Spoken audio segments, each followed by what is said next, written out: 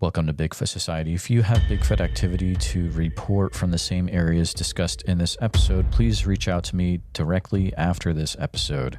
And if you'd like to be on the podcast to discuss a personal Bigfoot encounter, please reach out to me directly at bigfootsociety@gmail.com. Do you wish there was more Bigfoot Society to listen to every week? Well, there is now. If you become a supporting member over at Patreon, you get a special members-only episode every single week on Wednesdays, and sometimes even more episodes. Head on over to patreon.com/the Bigfoot Society. And now let's get on with the show. All right, Bigfoot Society, we have the privilege of talking to Ray Harwood today. You may know him from Bigfoot Quest Magazine. He's an individual that heads that up. But welcome to the show, Ray. How's it going, man? Oh, really good. Thanks. I appreciate your call and interview. Absolutely. Yeah. I've been looking forward to chatting with you. I know you've got many, many years in the Bigfoot subject, but you know, when I talk to someone who's really into it like yourself, I always like to know, you know, what was it that first got you into this subject to begin with? Okay. My journey into the Bigfoot world was kind of in different segments. It started out with probably In Search of Bigfoot with, if you remember, with Leonard Nimoy. And that came out in 1976. And, you know, they did some of the major Bigfoot findings at the time. And then, of course, movies like Legends Boggy Creek and things like that, you know, that most people saw. And then when I was a kid, my father used to take us camping quite a bit. And we were camping up in the Lassen National Forest, which is a volcanic area where there's lava flows and lava tubes and pumice and obsidian, all these igneous type, volcanic type flows and stuff. And they have a park there.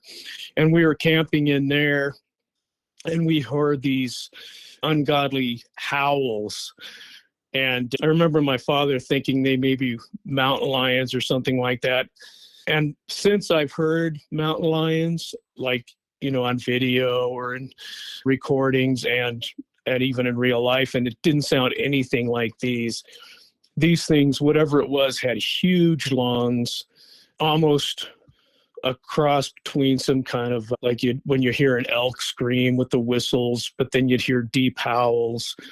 And it was so loud, it was just echoing off these volcanic lava tubes and canyons throughout that area. And that was the first time I had any kind of experience. And at the time, I didn't know or have any idea. I just assumed it was mountain lions until I actually heard them. And then I realized it must have been something different. And then I had a professor in college.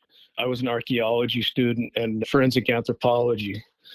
And one of my professors was what they call a lithic specialist or stone tool specialist that had studied in France under another lithic specialist, one of the pioneers of that science, named Francois Bordes. So Clay Singer came back in the 60s from that experience, and his expertise was in Paleolithics, which is the Old Stone Age, Mesolithics, which is the Middle Stone Age, and then, of course, the Neolithics, which is the New Stone Age. And I got sort of put under his wing and learned about stone tools and things like that, and that was my specialty within a subcategory of archaeology. Well, in any case, one day he had his 1967 Volkswagen Bug, and he drove myself and himself out to the Mojave Desert to a place called Yermo, where they have a place called the Calico Early Man Site or Calico Ghost Town. And there's an archaeological site there that people growing up in the 1960s would know of Richard Leakey and Louis Leakey. They always had PBS specials about digging up artifacts and ancient skeletal remains in the Olduvai Gorge in Africa and things like that. So this Calico site had stone tools that allegedly predated human occupation in the New World. And in the 1960s and 70s, the main course of archaeology in America was finding what they called pre-Clovis artifacts, which was the Clovis migration was 12,000 years ago across the Bering Straits. And the predominant thought at the time is that there was no pre-Clovis individuals in the United States, or what was, the American continent, which would include South America and up through Canada to Alaska. And so there was what they called the Birdsall's hypothesis, where Clovis man came across the Bering land bridge and came down the west coast of Alaska and Canada into the New World. And that was the predominant theory about how the Native Americans came in. And so in that respect, the Calico site predated 12,000 years or pre-Clovis by like almost 200,000 years, which didn't make sense and fit into the archaeological paradigm. So it was my conception at the time that it was pre-Homo sapien in America, but it wasn't humans. It was like a relict hominoid or something of that sort. And I was thinking, after seeing the Patterson-Gimlin film and the In Search Of, that perhaps what these Bigfoot or Sasquatch may have been the ones that were working stone into these Paleolithic hand axes at the Calico site. And if you Google Calico early man site, and you look at the stone tools, you'll see they're obviously, crafted. They detach flakes of this flint into hand axe shaped forms. And at the time, it was at the shore of the Mannix Lake in that area. It wasn't the Mojave Desert. Back then, it was, a lake with, everything that goes along with that environment. So after that, I didn't think much of it until I was taking a vacation at the Yosemite National Park. And on the way in, we stopped at a place called View Lodge, which is in the canyon leading up into one of the entries into the park. And we were taking a hike, and I crossed a little stream bed that was it was mostly dry. And then we were climbing up some boulders where we found what they call bedrock mortars. And what those are, they're a mortar and pestle that the Native Americans used to grind their acorns and sage seeds and whatnot. And they're deep cylindrical holes in the massive boulders or even in the bedrock, which is granite. And then you used a pestle, an elongated piece of granite that's shaped in the cylindrical form with round ends, that they would pulverize and grind these foodstuffs. Well, one of these holes, over time, the hole's filled with pine needles and rotten leaves and dirt, and then water gets in them, and they're you can still see them, but they're covered up. Well, one of these holes had been dug out, and the pestles put into the mortar, and something had been grinding something in there. And at first I assumed it was someone showing someone how they worked and things like that, who might have been hiking in the area.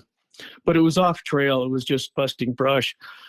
And after seeing that, we went back towards our vehicle. And when we passed the dry creek bed again in the sand, I saw the classic Bigfoot footprints in the sand. And of course, from the television programs and whatnot, I oh my gosh, this really does exist, to quote Bob Gimlin. I looked, and here's these big footprints. And the strange thing about them, at the time, it looked to me like whatever it was, the Sasquatch had been running down the creek, and then and where the footprints stopped was a mass of vegetation, like a briar. And I could not get through it. But, it's just like deer and elk and moose and things. They can hit a briar like that and move through without any problem, where a human will get all ripped up and hesitate and not be able to go through. But whatever this, I think a Bigfoot could not have gotten through. I mean, would have just gone through like a deer or an elk, but a human could not have done it. But the feet were bare feet and they were large. But I had no idea at the time. I hadn't researched it. I had no idea what the mid-tarsal break was, or the wide heels, or the different types of toes. I didn't know any of that sort of thing. I just knew these were large footprints, and they had no nails like a human footprint. And it wasn't in an area where humans would be, barefoot swimming or anything like that. Anyway, so that was interesting. So I went back later and tried to cast it, but I didn't use plaster. I used cement.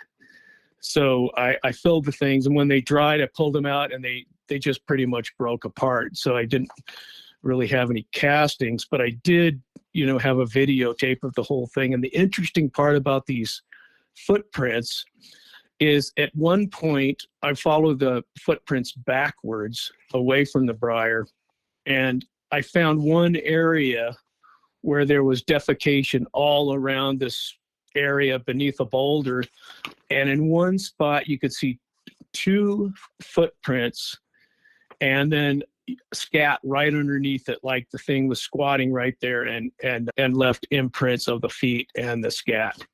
So, and I haven't heard anyone finding that. And the weird thing about the scat was it was filled with berry seeds, like, almost like, the big berry seeds you see like from huckleberries or that sort of thing. And then let's see, I didn't really think much about it after that. I thought it was interesting.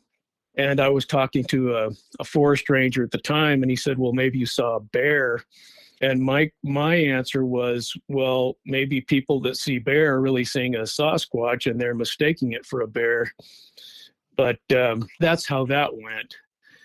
And then later, when I was in college at the Archaeological Research Center, one of the professors invited me up to the Paiute Reservation.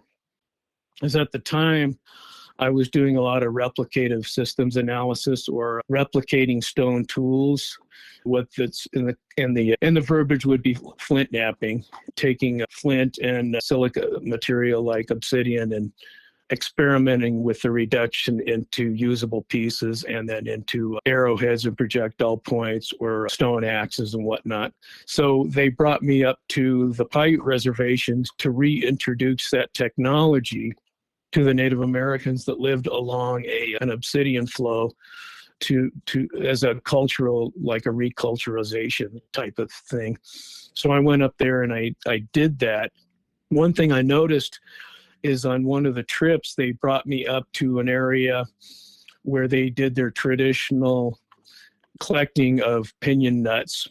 And so we went up, and there was wickiups that are similar to the Sasquatch structures, and they would stay in those during this collection of the pinyon nuts, and you could see where old wickiups had rotted away. So they've been doing this for generations. And one of the things they would do is take this pine bough and make a whip, and they would whip the trees to get the pine cones to fall, and at the same time the nuts would fly out of the cones quite a bit and land on these tarps, along with some large pine grubs known as bahogi, and the kids would eat those. And then later I found that I was finding these similar whips away from their traditional collecting areas. And I attributed that to Sasquatch, and I was thinking that they were doing the same sort of thing, and also they use it to knock down birds' nests to get eggs and baby birds or whatever, and squirrels for foodstuffs. And then I don't remember anything else in that California area except for petroglyphs that showed Sasquatch. Are you talking about the Tule River petroglyphs? The Tule River petroglyphs were, as the crow flies, very close to where I was there in Yosemite. So, and that was the Tule River ones. Okay. Were there other ones Right. that you knew of that also had the same artwork in them? Similar. I've seen petroglyphs that have just the large feet that are obvious, they're not human looking feet. And I've seen, the ones that look, you don't really know if they're aliens or humans or that kind of petroglyphs. Mm-hmm. And yeah, that's true. And then that's all I can remember back then. Okay. I didn't really have any other experiences. But then there was a long break where I had no real experiences like that. And then about 12 years ago, I moved to northern Idaho in the Idaho Panhandle. And right away, I noticed something that was interesting. I went to the area where the kokanee salmon die off at Lake Coeur d'Alene. And you go up there because the bald eagles come in and eat those dying kokanee salmon, and then the salmon, after they spawn, naturally die off. But before they die, they're still fresh and edible. So the bald eagles come and swoop down and knock them on the head, and when they get slow enough, the fish that is, then the eagles pick off the salmon and eat them. But there's still so many of them that the P-rock beaches on the edge of the lake are covered with probably 4 inches of fish, probably 6 foot wide. And then they float off into the lake during this die-off. And while I was looking at that, I found a footprint. So I thought that was interesting. So I went up the hill from the beach there, and I noticed that there was what they call in the Olympic project, they had what they thought were nests. And I found something similar just above the salmon die-off there at Lake Coeur d'Alene one year. So that was a footprint along with, of course, a seasonal food gathering area, and then what looked to me like the same type of nest they had in the Olympic project. And then same sort of scenario. I was up huckleberry picking on it would be the east side of the Idaho Panhandle, where I came upon what looked like a footprint in the dust. It's kind of an interesting type of substrate here they have, where the ground is very hard.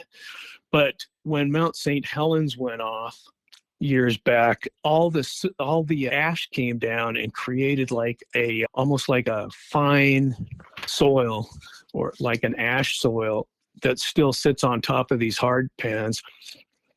And so when you get a footprint, you can see the footprint, but you could never cast it because it's just in the dust. So I was huckleberry picking, and I saw one of these footprints. Again, a seasonal food stuff that would be good for, bears, Sasquatch, humans, and that sort of thing. So anyway, I poked my head up after seeing the print, and there was an old man there, and we both thought each other was an animal and both kind of jumped up, startled. And I said, "Boy, you see the size of these bear prints?" And he says, "Oh, yeah, you think they're bear, huh?" And I said, "Well," I didn't want to get into a conversation, because if someone, isn't in the Bigfoot community, you get kind of some strange looks if you think, "Oh, it's a Sasquatch." But he knew. And then in that same area, I was camping, and it was early in the morning. I had a campfire going, and I was making some of the instant pancakes and whatnot on my Coleman stove. And like a Chevy, a modified Chevy pickup truck with the big tires pulls up, and a younger guy, of course, at my age, everyone's younger, but a guy in probably his 30s pulled up, and he came up and he wanted to chat for a while. And I was talking with him, and he said that he had been camping up a little bit higher up, which would be northeast of where I was camping. And he said that he during the night, they heard those bellowing howls and, all sorts of what, like the Ron Moorhead, Sierra Sounds type vocalisms and things really loud and crashing together rocks and clanking rocks and a lot of things attributed to what the Bigfoot community attributes to Sasquatch.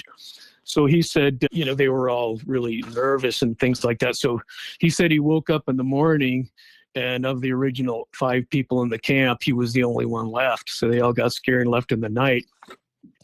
So first thing in the morning, he came down the hill, and I was the first one he saw. So he pulled into my camp, and he started out by saying, how do you feel about Sasquatch? And I had an old Land Rover with Sasquatch stickers all over, so I think he pretty much knew. But so he told me the story about the yelling and him being the last one left. But he also added that the year before, during deer season, he'd gone up a trail to his hunting blind. And while he was headed for his tree, it was a tree stand. And he said on the way to the tree stand, he saw in the dust these what looked like Bigfoot tracks. So he said he took note of it. And he says he was in a hurry to get to his tree stand. He says, tonight when I come out of here, I'm gonna get photographs and put down something to get size, some kind of measurement. He says then he finished hunting. He went back down. He left a little early because he was excited about the tracks. And he said when he got there, the tracks were gone, but it looked like what he described as maybe a big hairy arm just went and wiped the tracks away, which I thought was really interesting. And in that same area, I think it was a year after that, I was hunting with someone from work, the deer season, and we were coming up just about the same area as the huckleberries when I was hit by an enormous mushroom or toadstool, one of those things type of thing, right in the neck. So, the guy I was hunting with was in front of me, so I know he didn't throw it. So it came down from somewhere up above. But, a mushroom isn't something that can fall out of a tree. A mushroom has to be, pulled out of the ground and actually thrown. And there wasn't any other cars or any sort of thing in the area. So that was kind of a strange thing. And then in that area, that same hunting season, we went up really early, and it was still dark, and it was really cold. And we were on a quad. We took the quad up this dirt road until we found like a subsidiary or secondary trail that went upward and to the west. So we went up that quite a ways, and then we sat and waited. We were sitting there against a tree waiting for the sun to rise. And when the sun rose, that was a good spot because it was almost like a theater where you could see this whole hillside, and it had game trails on it and whatnot. So we were waiting for the sun to rise to see that. And while it was still dark, we saw another quad coming up that small trail. And when it got close, a lady got off with a flashlight and came up and said she was a game warden and that we were to leave the area because they'd seen a grizzly bear, which she described, this immense grizzly bear. And she said it was a collared grizzly bear, which means it has a tracking device where it got out of Yellowstone Park and meandered up into North Idaho. Anyway, so we decided to get out of there. We both had only bolt action rifles, so it wouldn't do much good against a charging grizzly bear in the dark. So we hid down the hill, and we got to about halfway to the quad, and there was another quad there. And this guy was another government type guy, and he had camouflage on, and he had a 50 caliber type sniper rifle, which was really huge for someone that, in the game warden. Anyway, he was pretty much like ex-military or military types guy. So that was strange. So we kept walking. We got to the quad, and there was 2 other hunters down there at the time, a man and his son. And he said to us, he says, "So did you guys get told to leave because of the grizzly bear?" And we said, yes. And he laughed and said, "You really think it was a grizzly bear?" And, well, we didn't think anything of it. Yeah, that's why we left so fast. And he said, man, I was so close I could smell the thing. It stunk so bad. Of course, I think probably grizzly bears don't smell too good either. I mean, with all that rotting flesh in their teeth and whatnot, and they don't wipe their butts. But I didn't think of it at the time, but his questioning line is that he thought it was a Sasquatch. And I think that it could be one of those things where the government there is one there and they don't want you to know about it or shoot it or something like that. So that was a really strange occurrence. And then, after that, I hadn't seen anything for quite a while. And that's when I started riding horses in Montana. And so I was riding horses in Montana, and I came across some boulders that had been pulled from the ground. And I'm talking 300 to 500 pound boulders pulled from the ground and used to pulverize these logs. And I've seen that about 3 times there, where the boulders were pulled out of the ground. You can still see the roots growing around the orifice where they pulled out the boulder, deep holes, and then taken these boulders and just smashed the pieces out of these logs and pulverizing them to get either to the inner bark or because they were having a anger fit or something like that. The other thing I saw on horseback was hollow logs that had been split and then pried open with these long poles, like the tips of lodgepole pines were taken off and stripped of sticks and bark, taken these lodgepole pine boughs and pried open these hollow logs. And I saw that twice. And it looked like a group effort because there was like 3 poles on each side, and then the logs just, pulled apart. And I don't know if there was maybe a raccoon or a skunk inside that they were trying to get at, but that you could tell that there was a group effort splitting these logs. And we're on horseback off trail, so not likely anyone would be messing around with that. So I attributed it to Sasquatch because there's no animals that do that. And the other thing is I found the same, this was a long period of time. We rode quite a few times up near the Bob Marshall Wilderness and Flathead Lake and in that area. And there's a no man's land out there. And we would ride along there and find these things. I found on the border between North Idaho and Montana, I found ant hills. They have big mounds, ant mounds. And I found ant mounds with completely straight, like arrow shaft reeds stuck in the ant hole main orifice, where it's like in 1960, Jane Goodall discovered chimpanzees making and using these rods to catch ants and termites. So stone tool use among apes. She discovered that, and I found the same thing out in North Idaho and North Montana, which was interesting. And all these things I'm telling you, I documented on film. So I have, photographs of all these things. And then, of course, I found in that same area, I found a club that looked like it had been used to club animals, maybe a tree knocking, but it was obviously modified. And then, I've seen trail glyphs in the areas, and I don't know how your listeners feel about the glyphs, but I found some pretty amazing looking glyphs. And I was speaking to Marie Dumont in Florida, who sent me photos of the glyphs they find out in that area, and they're equally or more advanced than the ones we find here.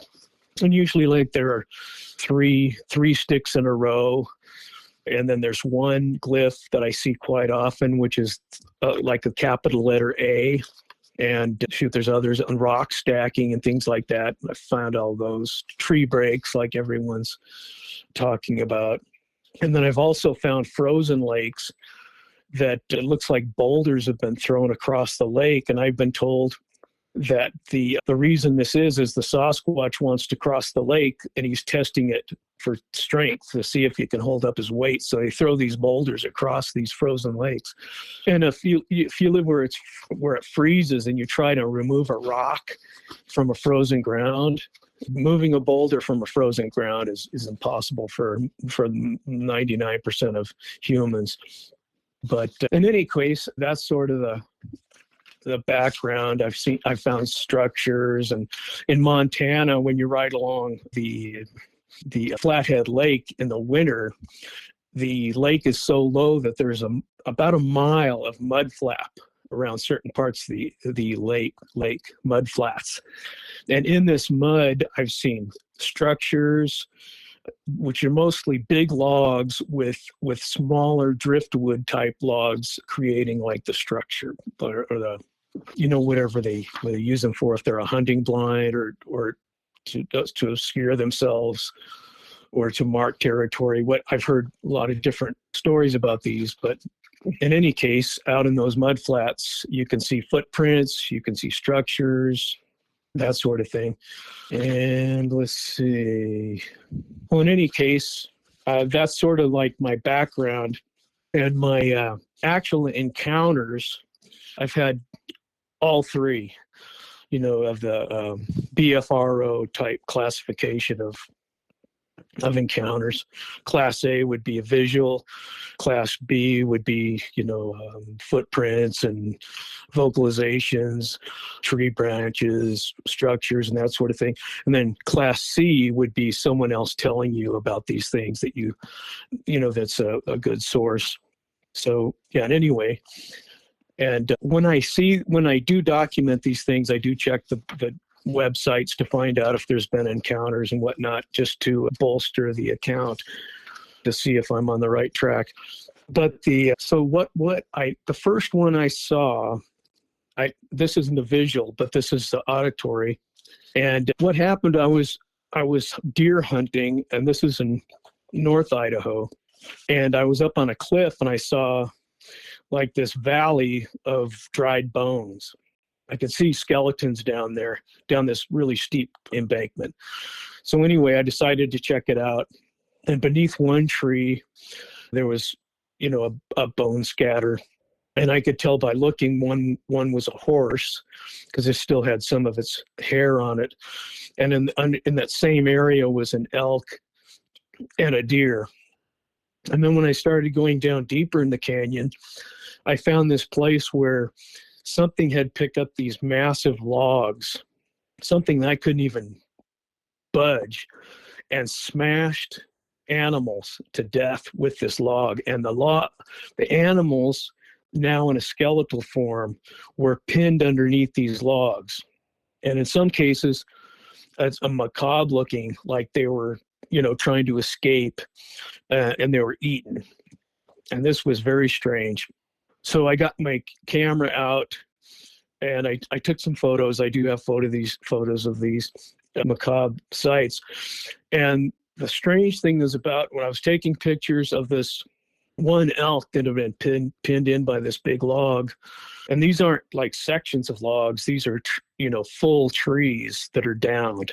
So in any case, I was taking pictures and I heard what people describe as the bipedal crunch sound in the woods, like foot, then foot, and foot. Real heavy, not trying to hide, it's not trying to be stealth with its sound, crunches through the woods coming at me from an adjacent.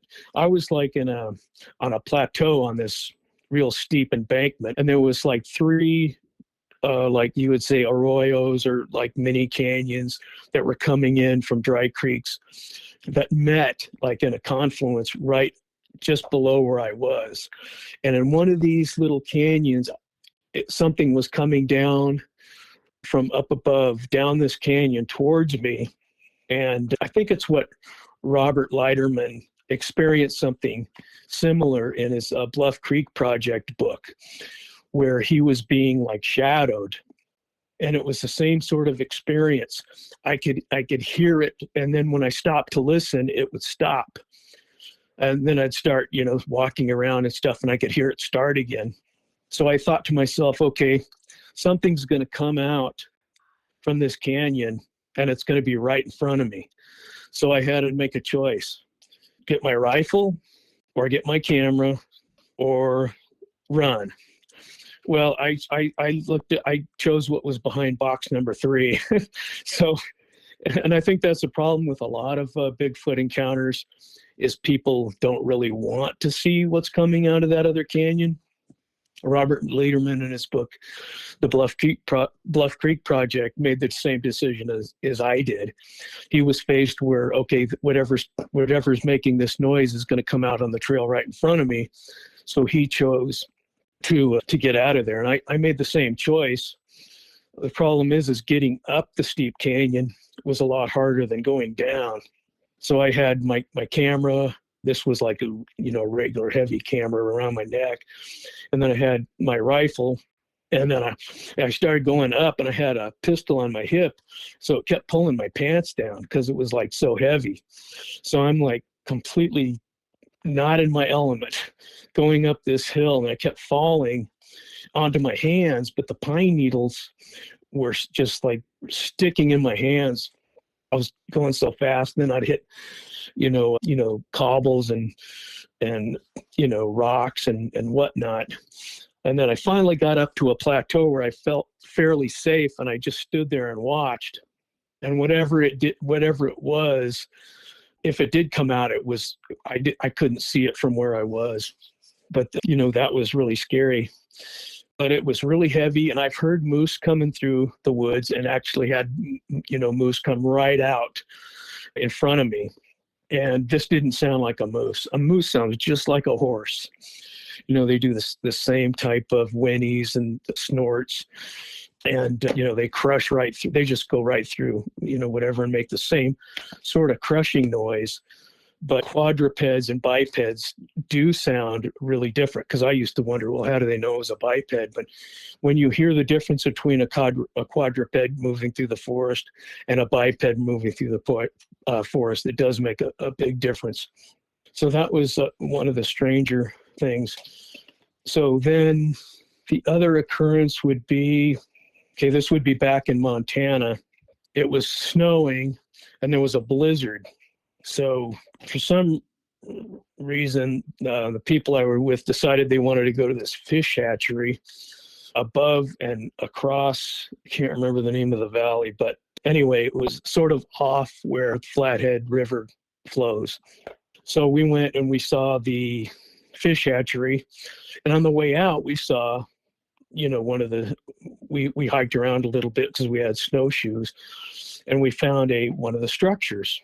And it was a little bit different than anything we'd seen there in Montana, because the ones in Montana that I saw was a structure built around using a tree as the center tent post type of thing.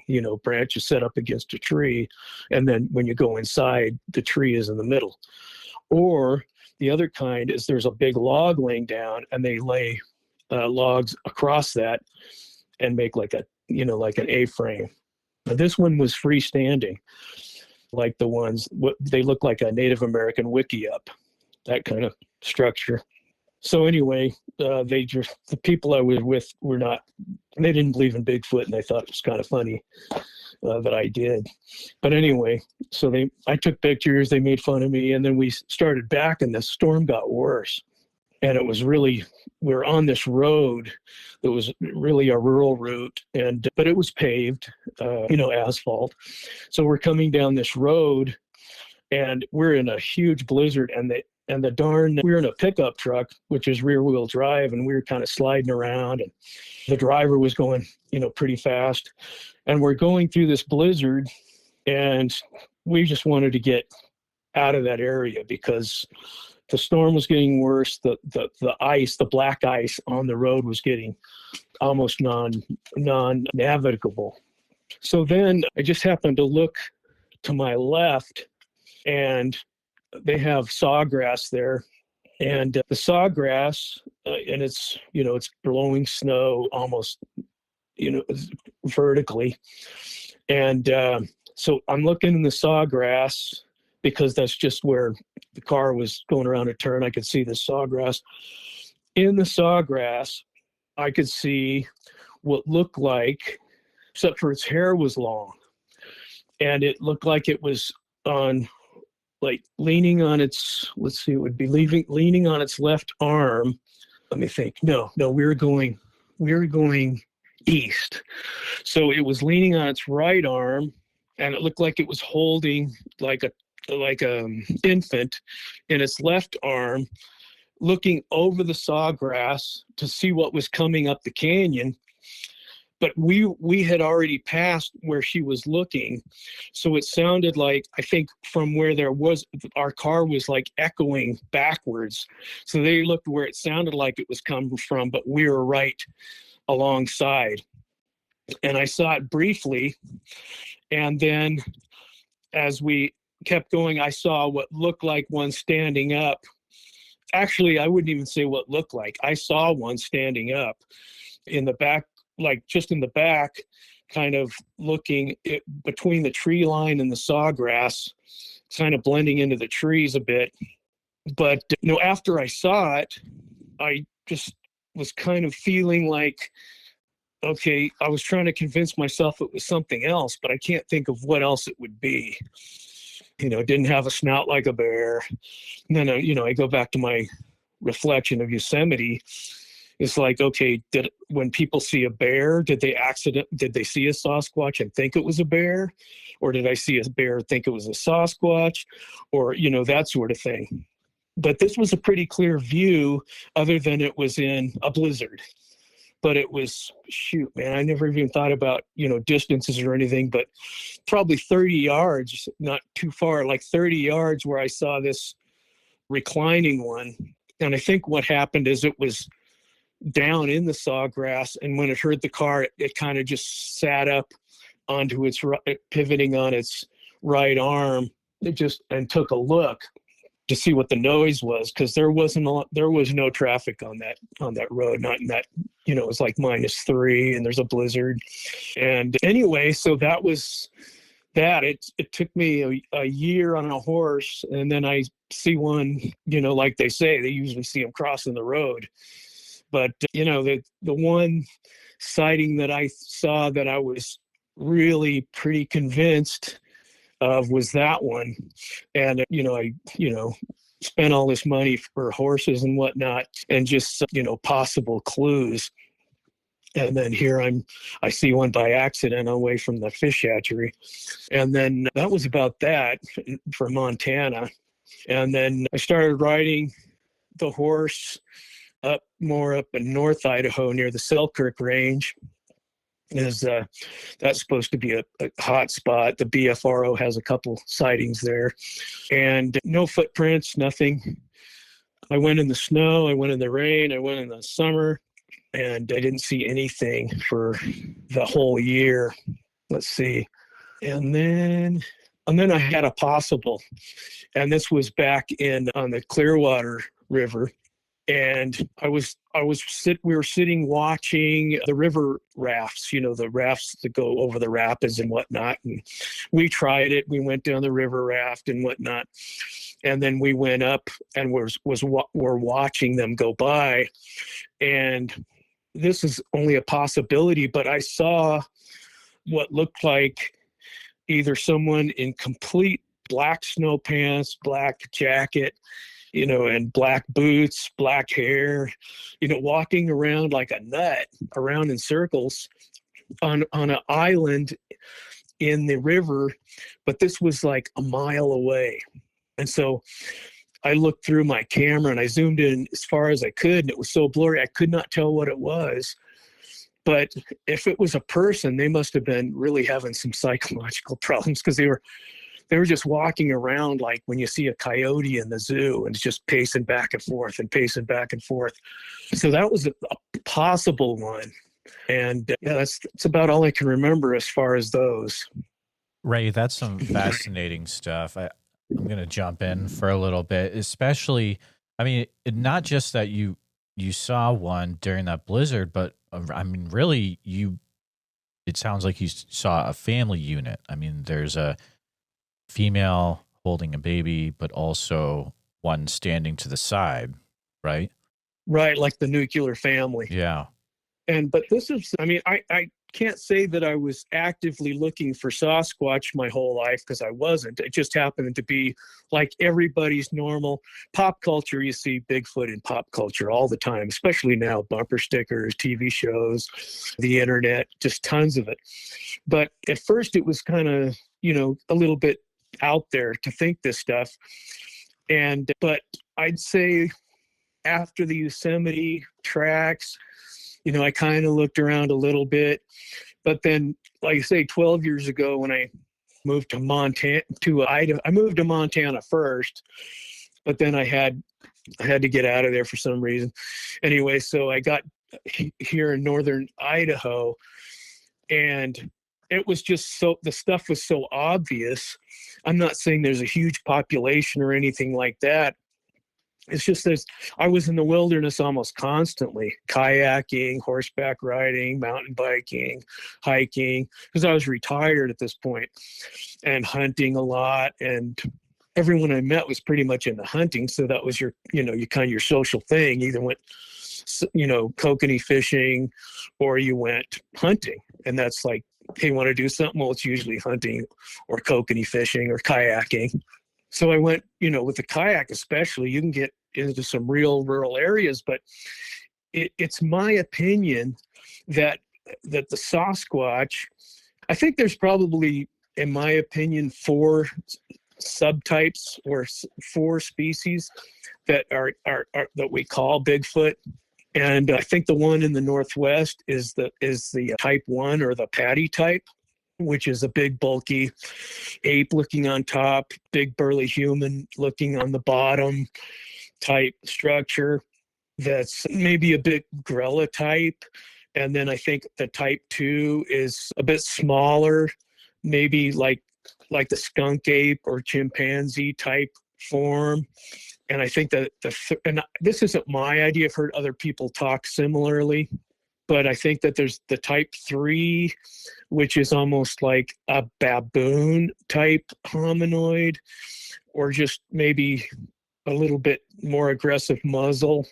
And I think that's what, people call dog man, or whatnot, wolf man, this kind of thing. I think it's the same type of thing, but I think its muzzle characteristic is a little more prominent, where like the type 1, like Patty the Bigfoot from the 1967 Patterson-Gimlin film, it's more robust. It has a large sagittal crest, a big jaw, and massive muscularity.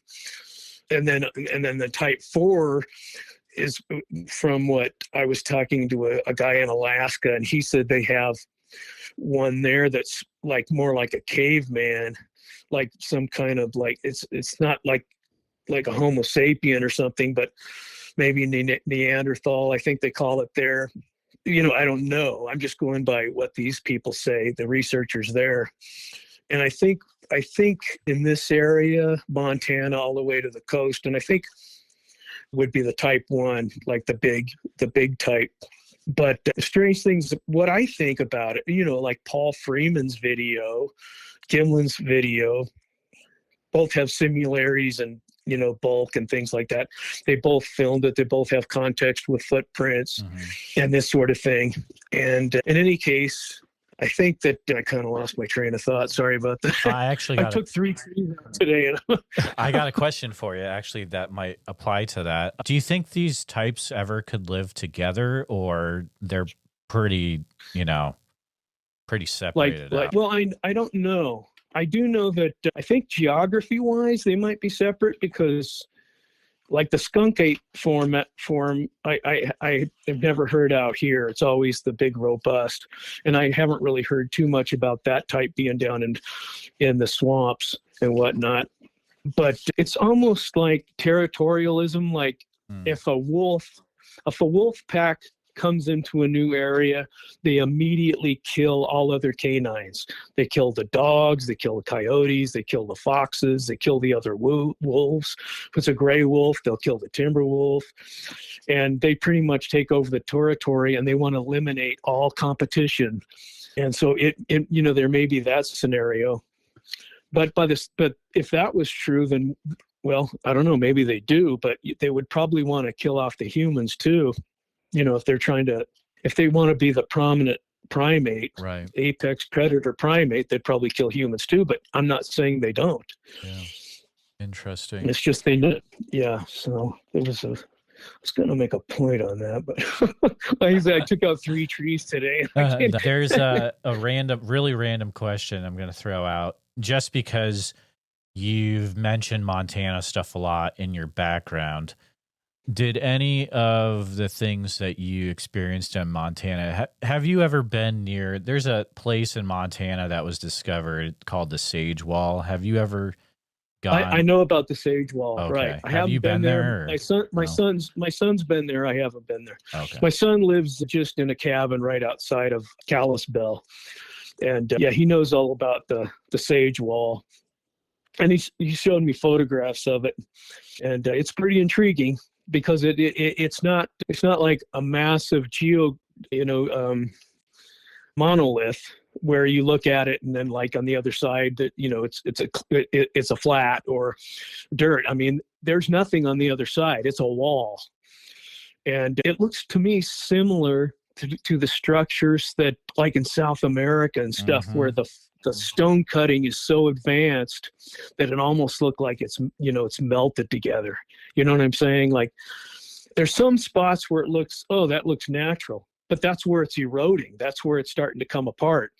But he told me that he thought that ultrasounds or sonic imagery shows it 30 feet deep.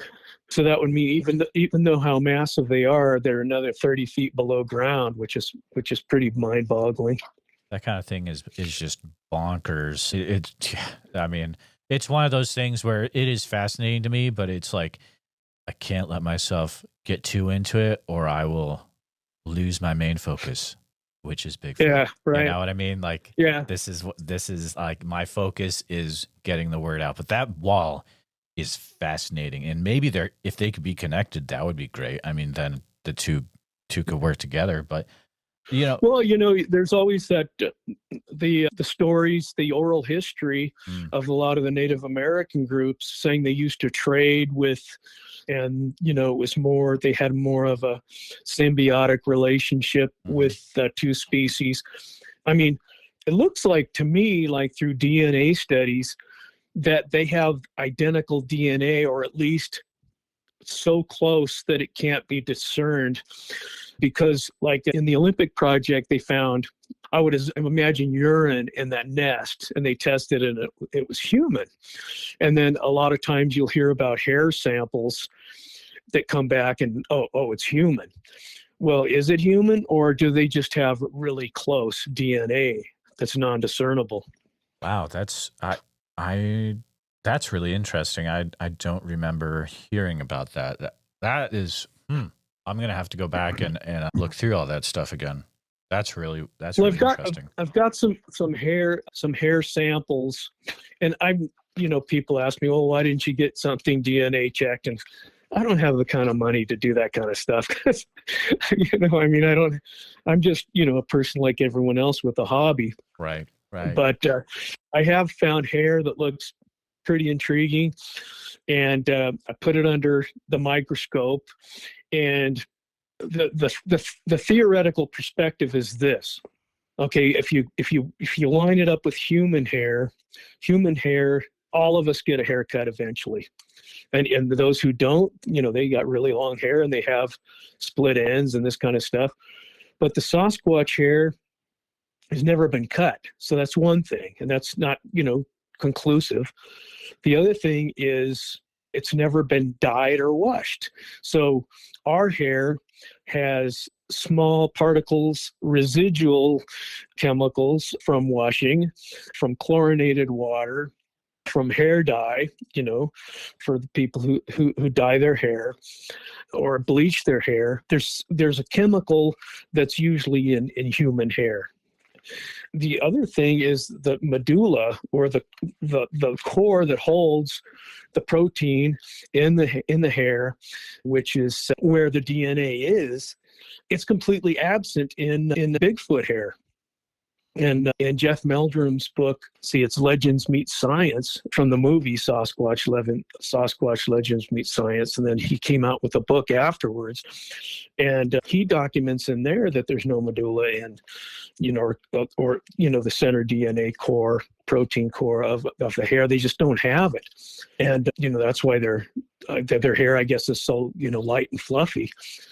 And then when Paul Freeman sent in some hair samples to get analyzed I believe it was in the 60s or 70s anyway, he sent some in for analysis.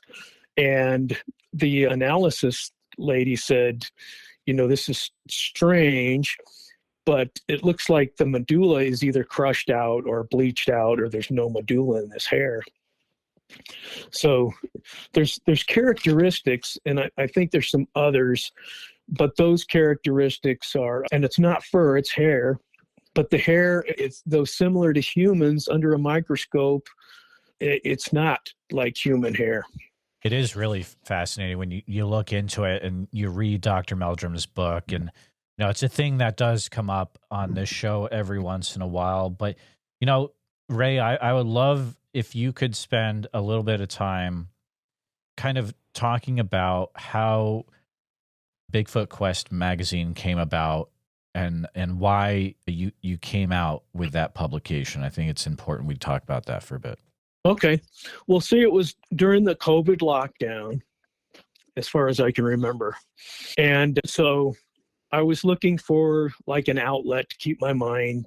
I was actually carving Sasquatches in the garage, and I had all these, other hobbies and stuff like that. And started watching reruns of Finding Bigfoot, like hundreds of them, like all of them. I was like binging on it, them and Monster Quest and, things like that. And when I was in college, I did a newsletter, kind of like a magazine newsletter journal for the people that studied the lithic technology or flint knapping or stone tool studies, the replication of stone tools.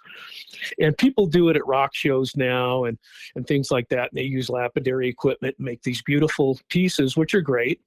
But it grew, that art form, which is really common now, grew out of this replicative systems analysis in archaeology. And some people got quite famous, and their replications were used to bolster academic research projects when they were studying, say, projectile points. They'd find a certain type of projectile point made out of flint in an archaeological site. So they would study the form of the projectile points, and they changed over time. So they had what they call typology. So typology was if it has the projectile points 2 inches long and it has side notches in it to attach to an arrow. And before that, it had a flute up the center, and it was 3 inches long, and that was from Clovis people, and that was mounted on a spear and thrown from a spear thrower, and things like that. So they had what they call typology. And then they had and then structuralism, which is how they were made and what they were made out of. And then functionalism, like, okay, how were they used? Was it a knife? Was it a projectile point? Was it a bone? Was it a stone drill? Stuff like that. Well, to bolster their studies, they wanted to add how it was made. So they would employ a flint knapper or lithic technologist or lithic specialist, and they would say, okay, let's try to reverse engineer this stone tool to find out how it was made. And that would, of course, bolster their published work. So anyway, so I got into that realm, and then so I decided to start to actually rebirth an old journal called Flint Knappers Exchange that had went out of business. So in college, I started this Flint Napping Digest, and it was just for people in the community that were doing these research projects, replicating stone, replicating mining the flint, replicating heat treating or thermally altering the flint. Flint's like ceramic, if you cook it, it gets a little bit shinier and a little bit easier to work and a little bit sharper edges. So anyway, I started this publication. And it was pretty rudimentary at the time. We didn't have computers or anything like that. So anyway, I did that for a couple of years. And so during COVID, I thought, I'm going to start doing that again. Well, what I soon found out is no one cared about that anymore because it wasn't a replicative science anymore. It was a lapidary art. And people were making these beautiful, perfectly patterned flake knives out of flint and jasper and agate and things like that, and selling them for art. So no one really cared about the archaeological experimental aspect of it. So that I'm not going to be able to do that publication. So I made them, and I think I sold one. And it was pretty, it was good quality now because I had computers and Amazon and everything. I sold one. So that wasn't going to work. So I sort of gave up on that. And then after watching these, the Bigfoot shows and stuff, I'm thinking, well, I wonder if anyone would be interested in that. And I think that was 2022, whenever that stuff was going on, I remember. But anyway, so I made one just based on my experiences up to that point. And I hadn't done the Montana stuff. I hadn't, done that sort of thing yet. So I had all the stuff like Yosemite and, a couple other, some of the footprints I found. I started talking about the structures and that sort of thing, and some of the theories about what the species might be. And so I put one out, and it was pretty basic and stuff like that. But it was on Amazon, so it had the nice cover and everything. And then I met a guy online, Steve Baxter from England, who thought, hey, this is great, but it needs some work, like editorial work. So he was kind enough to rewrite the whole thing. And he was an artist. I still is. So he made the cover. And then we put it out again, and it did really pretty well. So not long, I'd say maybe a month or two later, we thought, hey, let's do another one. So we thought we'd make a theme to it. So the theme for the second one was going to be the Patterson-Gimlin site, Bluff Creek. So I contacted Daniel Perez, who's an expert on the subject. Let's see. Oh, I can't remember who else. But what I did is I went down the line. I contacted Dr. Meldrum, but he didn't know me or anything at the time. So he declined. But I got quite a few people that were fairly experts. I can't seem to find it right now. Oh, here it is. So then Stephen Strufert, who owned Bigfoot Books there in Willow Creek, and he was in the movie Bluff Creek, the horror film, which is like lost footage type film, like Blair Witch. And then so he got a nice article from him. Alexander Petikoff, who does Monster, what is that show he puts out? Well, he does a lot of films. Yeah, for Small Town Monsters, yeah. Small Town Monsters, right.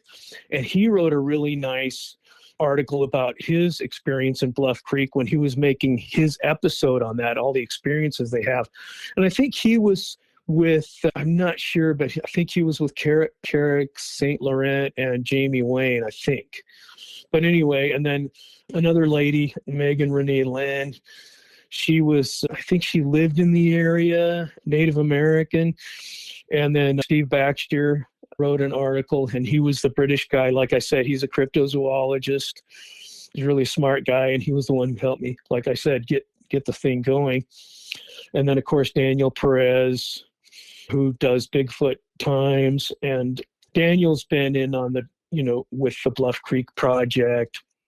And he was, there looking for the film site before it was found. And he was friends with Peter Byrne and all the original guys. He knew Paul Freeman.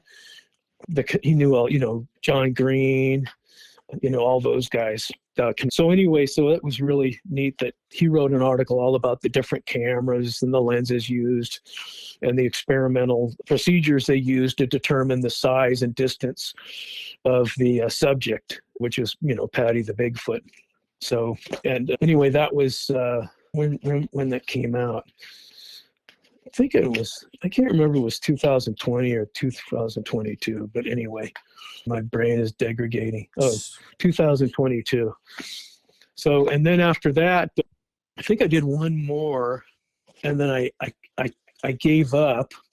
And so Steve Baxter took over the magazine for 2 issues, winter of 23 and then fall of 222, that he did those ones. And I wrote an article for each one, but he was able to get Nate Rudd and Ken Gerard and Russell Eastbrooks, who just, came out with the book Sasquatch with historical observations in that.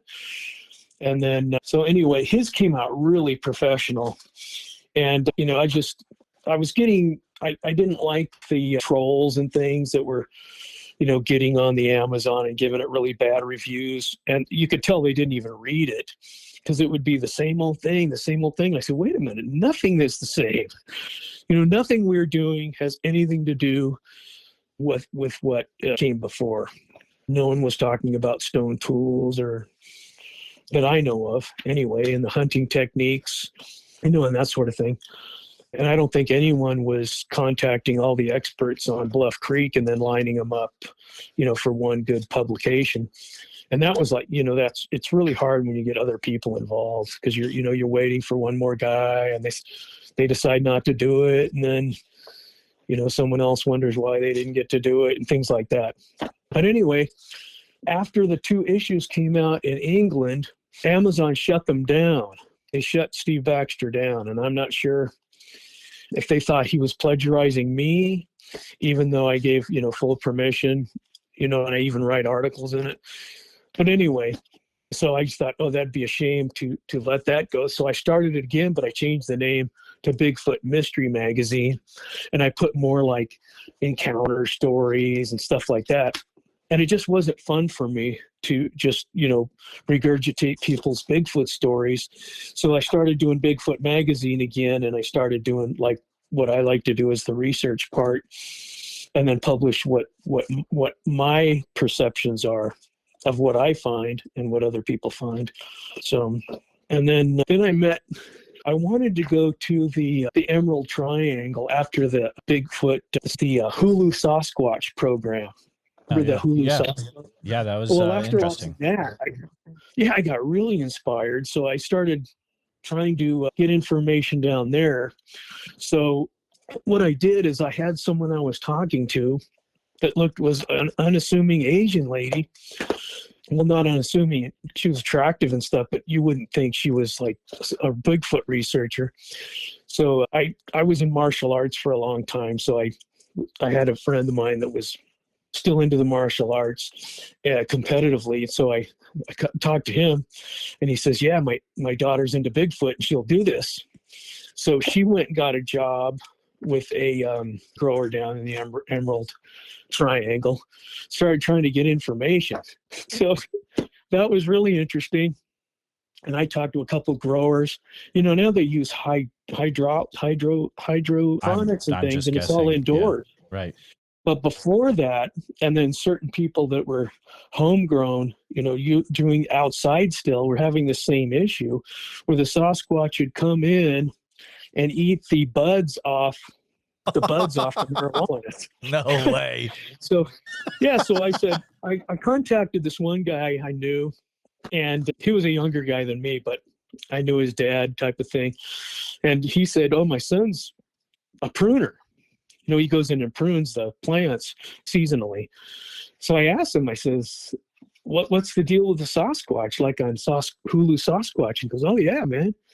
Those things come in and and eat all the buds, eat your profits, and we'd put up electric fences and they'd bust them down and they'd throw rocks at us. And, we'd make noise and we'd put, ropes with cans on them. We could hear them. And I said, well, what do you think that they tore these guys apart? And he says, it's possible because, if when they get high, they have what they call receptors. And what these receptors are is they're in the human brain. There's a receptor that is sensitive. Well, so it was my theory was that Sasquatch also has these receptors, but instead it makes them nuts. And so I called Meldrum and I say, I think I called him. I'm going to probably text him because I don't think he answers the phone when I call. But because we have this issue where I think that they use stone tools, and he says they don't have opposable thumbs. So how would that functionally be possible? They have an anatomical disadvantage without the opposable thumb. But in any case, so it's the funniest thing. He writes me back. I gave this whole theory about the receptors and stuff in these plants and why these Sasquatch are getting violent. And he writes back, "What have you been smoking?" That was about the funniest response I ever heard, especially from the science guy. He's like the quintessential professor. What have you been smoking? So I kind of backed off of that theoretical perspective, and I haven't been to the area since. But I think that there's the thing about that movie was that documentary is the guy's name that was the drug lord guy down there was Sasquatch or Bigfoot. I think Sasquatch, yeah. So when the guy says Sasquatch just ripped up these guys, dismembered them, was he talking about the drug lord with a nickname Sasquatch? Right. Or were they talking about a real Sasquatch? And that's where the mystery is. But even at the end, even now, no one really knows which one it was. But in the area, yeah. From what I understand from the people that I talked to one guy down there too. This was in Willow Creek, which is in the Emerald Triangle. I was looking at one of the carvings there. It looks like a chainsaw carving, and it's called Oma, and it's in the center of Willow Creek, which is, the Bigfoot capital of the world type of thing. Everything's sort of Bigfoot. When I was there, they had what they call Bigfoot Burger, which is a burger place that served Bigfoot shape of a foot burgers. Right. Yeah. Yeah. So I'm standing near Oma, which is in the center of town. Mm-hmm. And I don't remember the nice name. Oh, McLaren. Jim McLaren was one of the Bigfoot guys that was with Titmus and John Green and whatnot back then. And he was a student there at Humboldt State, and he carved the Oma at the same time Patterson and Gimlin had their encounter. So that was 1967, October. Any case, I'm standing next to McLaren's Oma statue, and there was, I guess, people waiting for a bus, I'm thinking. I can't remember, it was so long ago, but there was a guy that was a lumberjack, was one of the ones standing there. And I was looking at the Oma, and I was laughing. And this was before, this was way before the magazine and my in-depth type studies. And I was laughing at this thing, and I says, "You give me a dirty look." And I says, what's wrong? Do you believe in Bigfoot? And he got mad. He says, "Man, I've heard him talk." He says, "I've heard him talk." And he says, when you're way back in there taking trees, they do come out and investigate, like Jerry Crew. They were making a road in that area, by Law's Camp. And then, he found the footprints in the morning, which is why they named it Bigfoot, right? Went to Humboldt Times, and Jerry Crew was, I'm pretty sure, the one who named them Bigfoot. As I've talked to Carl Crew, his nephew, I guess, or his great nephew, and he says, yeah, he was the first one to call it Bigfoot, and then the Humboldt Times published it, and the rest is history. But yeah, he said he heard them talk, and this guy was, not only serious, but angry that, like, you don't come to someone's town and mock their beliefs, And but anyway, it was wasn't really thought it was funny. It was just like we were joking around with the statue, you know. Right. And the Native Americans in the area have real deep oral history on Oma, even to the extent of describing it using tools. One description I have is what they'd take soap root, which is kind of a tall grass, and it has like an onion at the bottom or a tuber. And they would take, according to oral history, they would take this soap root and squish it up into suds. Because it squishes up, it makes like soap suds. And they'd put it in the creeks, and it would clog up the fish's gills, and they would just float up, and the Sasquatch would pick them up off the top and eat them, which is interesting. And then they also said that they would throw rocks, and they would, just like, the stories you hear now. And then part of the oral history is that the Oma actually, if you see the horror film about Sasquatch, I can't remember what it's called. Shoot. Willow Creek. No, there's one that actually the Sasquatch wear masks and shoot arrows and whatnot. Can't remember what it's called. But anyway, there is one movie that has Oma in it, and he follows the Native American oral tradition of, covering his face with the mask, shooting arrows and stuff like that. And they actually said that in the oral tradition that it used poison arrows with poison arrowheads. And if you look in that area, I think it was, it would be just inland from that area and a bit to the north. I worked on the Paiute Reservation there as a seasonal archaeologist once. And I met a guy who had one of the main medicine man guy he told me some Sasquatch legends. And one of them was that they would use the same as the Oma back in Willow Creek. The Oma in their tradition also used tools and whatnot, and they used a red obsidian. And red obsidian, according to their oral tradition, was ritually poison, like a ritualistic poison. Like if you shot someone, if you had obsidian and you laid it out, the raw rock, they would have different meanings for different ones. Like if you had a real fancy rainbow luminescence about it, that you use that for trade, and that makes perfectly common sense. And then if you had black obsidian, you'd use that for hunting, say deer. You would make a projectile point. If it was gray, it's got a little bit of texture and it's a little tougher, so use that for spear point, a knife, or a thrusting object, or even an axe head. And then if you have red, that's ritually poisoning, and use it on your enemies to kill them. So I thought that was interesting, that the oral history about the Om, which is, the Sasquatch there, would have the same oral history, like almost, similar to the Paiutes hunting medicine. But anyway, that's some fascinating stuff. So the oral tradition you were saying over by Willow Creek, was that from the Hoopa tribe then? Hoopa would be Oma, yeah. Okay, cool. That would be the Oroville Reservation, I think it is. Okay.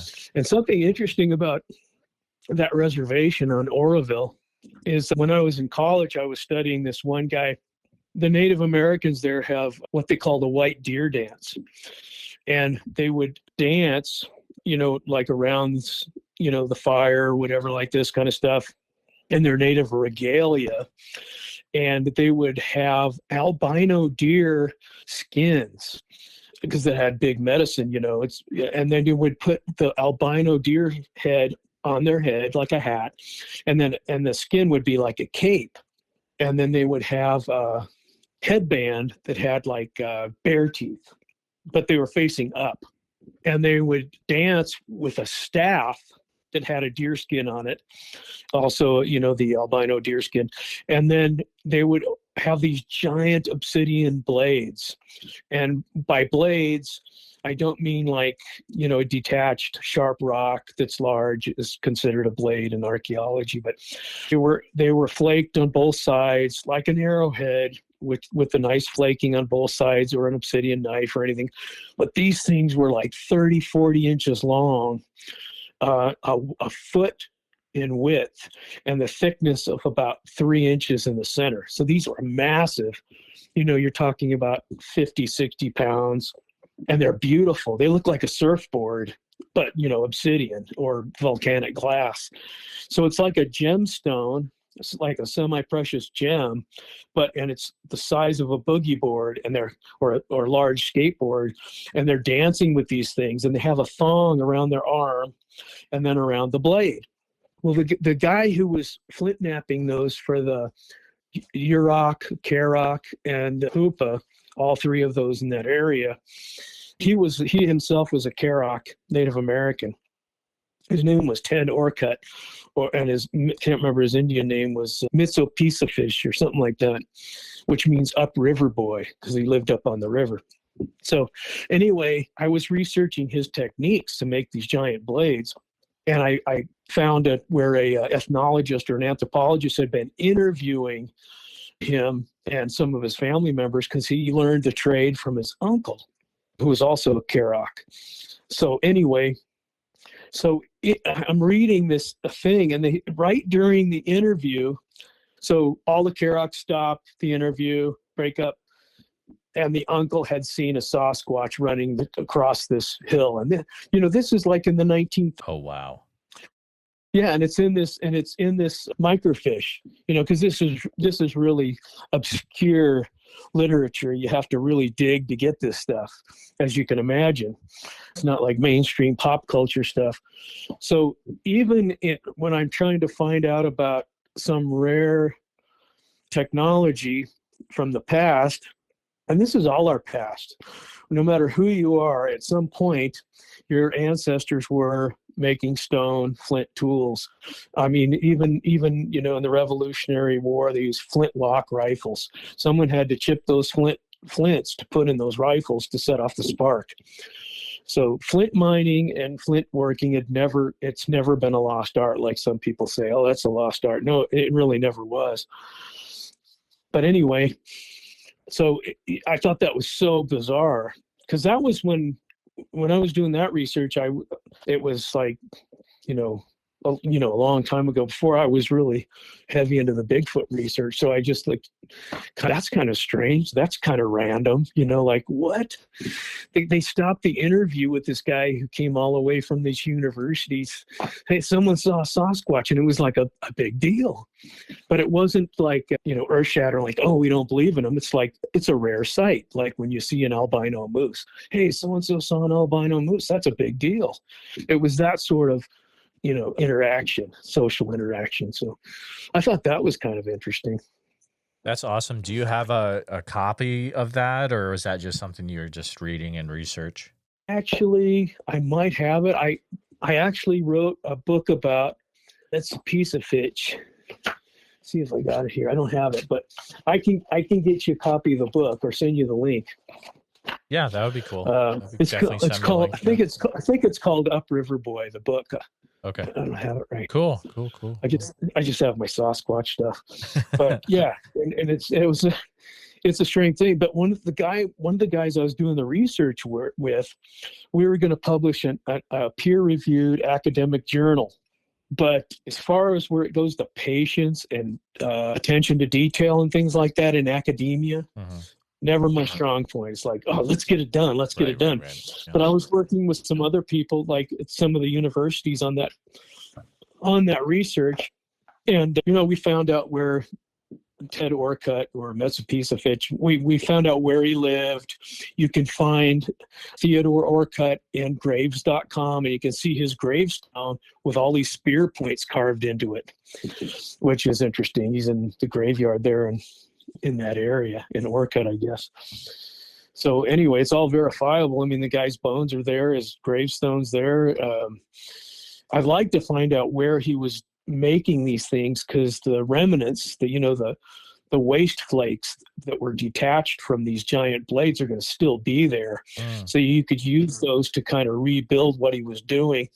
And one of the guys that was on the research project said he was probably using Usually when you make these things, you're using like a deer antler or a moose antler to percuss and knock flakes off. And then the finer work you use, you press it off, like they call it the pressure method with a deer tine. But this guy was using, actually, he's kind of innovative, and he was using a mallet instead of like just the antler stub. He was using a mallet he had made, and then almost like a hammer and a chisel, but it was a mallet, and I don't know what you would call a chisel made out of a horn. But anyway, the interesting part was that in that research, Sasquatch was in there. So that's kind of such a cool thing when you have multiple interests intersect like that unexpectedly. But Ray, it has been a pleasure having you on the show, and a lot of things we've never talked about before. What's the best way for people to pick up copies of that magazine if they would be looking for it? Well, let's see. What you do is you just go on Amazon Books and just type in Bigfoot Quest Magazine. Tons of them will pop up. And the one I would recommend, of course, the one I always finish is always my favorite, but I just did one on Mount St. Helens. Ooh, nice. And of course, Mount St. Helens is in the same county as the Skookum Cast, as Ape Canyon, the Ape Canyon attack where, they attacked the Sasquatches, attacked the cabin, and there was actually one shot and went off a cliff, and that, but I think it was Fred Beck, I think it was. And anyway, so that was in that area. And then Monster Quest, when they came out with their classic thing, there was a group of women looking for Sasquatch there. There's so much history in the Mount St. Helens. And then there's the theories that, the National Guard came in after the eruption of Mount St. Helen, and they found injured Sasquatch and things like that.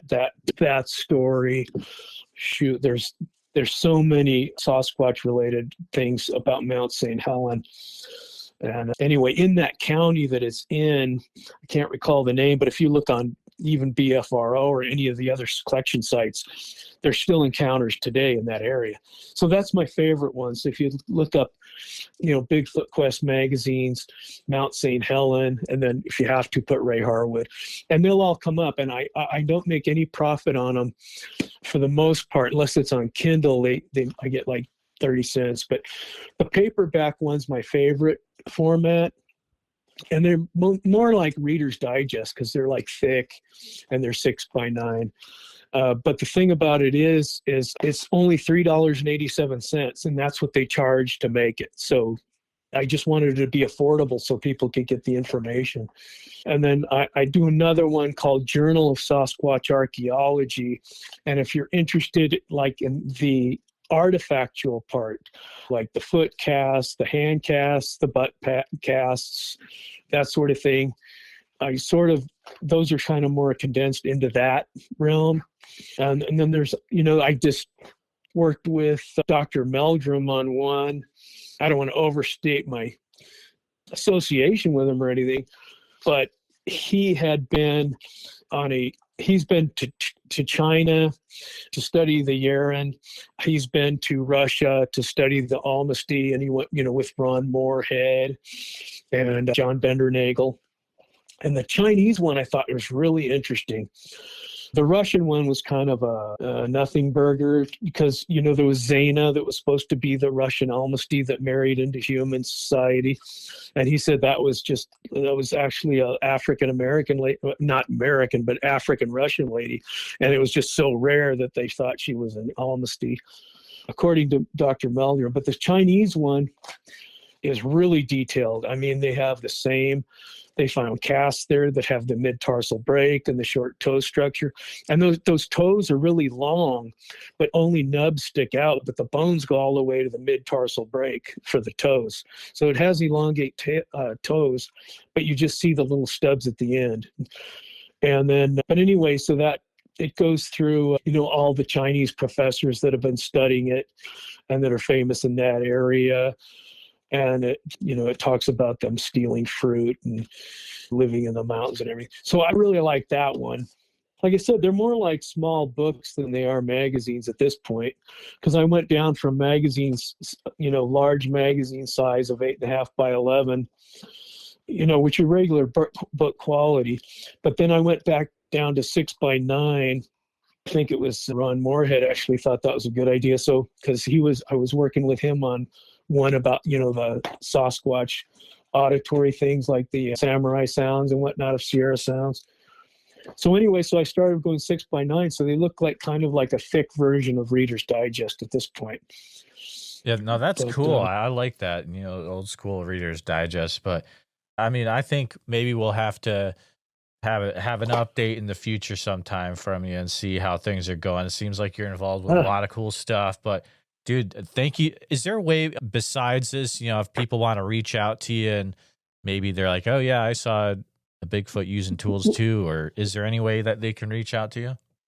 Yeah, that'd be great. I'm kicked off Facebook right now, which Cool. periodically I do, Okay. everyone else. Right. Facebook jail, as they say. But the Bigfoot Quest Magazine, but Thomas Seward, he's actually helping me out with that now because I get kicked off so much. Right. So he's kind of running it. So Bigfoot Quest Magazine on YouTube, no, not YouTube, Bigfoot Quest Magazine on Facebook group, Bigfoot Quest Magazine group. And then I have a YouTube channel that kind of just faded away called The Bigfoot Show on YouTube, which I use mostly my horseback searching for Bigfoot stuff. And then one thing I was going to tell you too, real quick, I'll just make a quick note and maybe talk about it next time, is my main goal, and this was very unpopular among the Bigfoot community, was I went to horse school to learn roping. And I got a roping saddle, which is a little bit different than the regular trail saddle because there's apparatus for, your rope and whatnot. So anyway, I took lessons in roping and I was going to rodeo style rope a Sasquatch. The reason being, in California, the Spanish cowboys would caballeros, can't remember how to say that, but would rope grizzly bears. Oh yeah. And sell them to zoos. And then the cattlemen started, doing the same thing. They would rope grizzlies and, they could make extra money selling them to zoos. So I thought, well, if you can rope a grizzly bear, you could probably rope a Sasquatch. So anyone I'd told or thought I would talk about that, they'd think I was completely insane. Or stupid. You're either insane or you're stupid, but there's no other explanation. Then I thought, Patterson and Gimlin were both rodeo cowboys. Oh, yeah. They were on their horses when they saw the Sasquatch.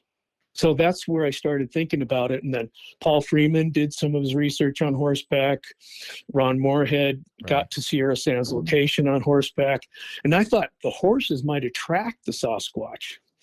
Maybe they're curious about it, or I think it's something to eat and they're stalking it or whatever.